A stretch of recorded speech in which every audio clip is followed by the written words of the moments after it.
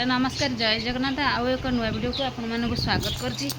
चलतु शुणा नानी कंठर गोटे गप आज गप शुणा गोटे चलतु शुणा नानी चाटशाला ये है आ गप कांदना गीत बीत सब तो शुणी सारे स्टार्ट कर दियो गपटा गौतम मणिकुंडल माने मणिकुंडल जड़े राजा गौतम तांको सड़ा से सदा बेले कथोपकथन माने कली द्वंद्व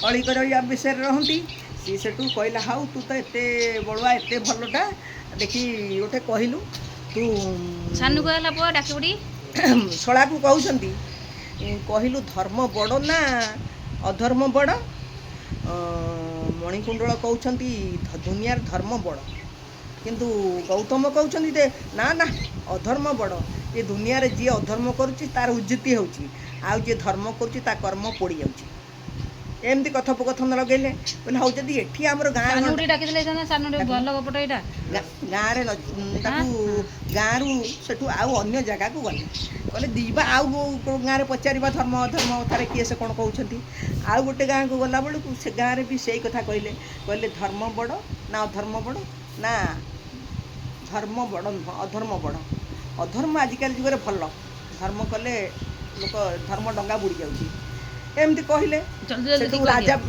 सी गौतम जी सड़ा सी कहते तुम तो धर्म बड़ बड़ कली कहूच तुमको कौ धर्म रक्षा कर सेठू हाथ गोटे हाणीदे हाथ गोटे हाणीदे हाथ गोटे हाणिले से माने पुणी आउ बाट जाऊ चली जाऊँ रक्त बाहर थाए हाथ काटा हो हाथ रक्त बोहू थाए से नारायण नारायण को डाकी पुणी आग को चली था से चलला भितर आहरी गोटे गाँव में पहुँचले से गाँव में से कहले धर्म बड़ ना अधर्म बड़ सेठू सी सेठी भी सही कथा कहले से गोटे आंसर अधर्म बड़ पुणी कहले देख तू धर्मर बड़ कौन तू धर्म कौन कर पकलु मु अधर्म देख मोर सबुठी अधर्म जय चलती आउ ये पुणी अधर्म बड़ बोली से कहले पुणी आउ गोटे हाथ हाणीदे जोड़िए हाथ हाणीदे भेणेर माने जी धर्म कहते हाथ जोड़ी हाणीदे हाथ जोड़ी हाणीदे कहले एथर आउ गोटे अच्छी चांस जदि एइथरे तू अधर्म बड़ बोली कहबू बंचीजु जदि अधर्म बड़ बोली न कहबू धर्म बड़ बोली कहबू तू मरजु हाउ चल आउ गोटे देश को आउ गोटे जगह गले सेठी शिव मंदिर अच्छी लोक मैंने बसी से पहुँचले से पहुँचिकी से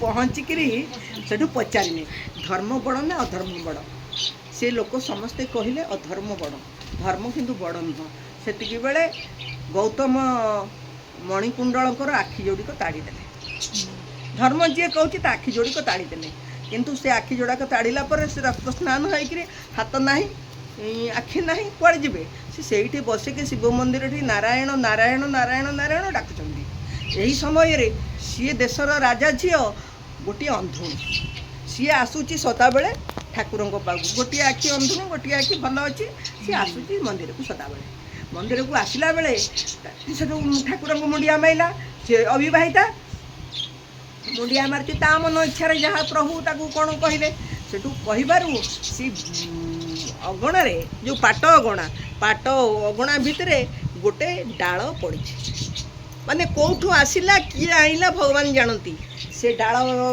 हूँ विस्तल्यकरणी से डाल से नहीं से धर्ममाणी है से झील को कहले जे ये डाल जदि तू से पुओ पिलार चक्षुरे लगेदेबू हाथ में लगेदेबू सी सतेज हो प्रकृत कथा से मुंडिया मारिकी से कमुटी कला से लगे दबार आखिरे हाथ में हाथ कहली गला आउ आखि की देखागला परिष्कार टोकाटा ना सी सब भल देखागला धर्मर बल देख सेठू सी भल होगला पर 2 दिन पर्यंत सेठी से मंदिर भितर से रहिले खाली नारायण को ध्यान करके रहिले कहले हौ एते बाटू जिते आसला भगवान मो पे कौन रखिछंती भल सेठू से देश से जो राजकन्या दौला या आखि हाथ भल कर देछि से डालुटी अच्छी सेठू भगवान या स्वर्ण रे कहले तू नहीं से डाल जो डाल तू भल ते सी गला तू ता आखिटा को भल कर दे तू आखिटे लगेदेबू सी आखिरे भल हो समय से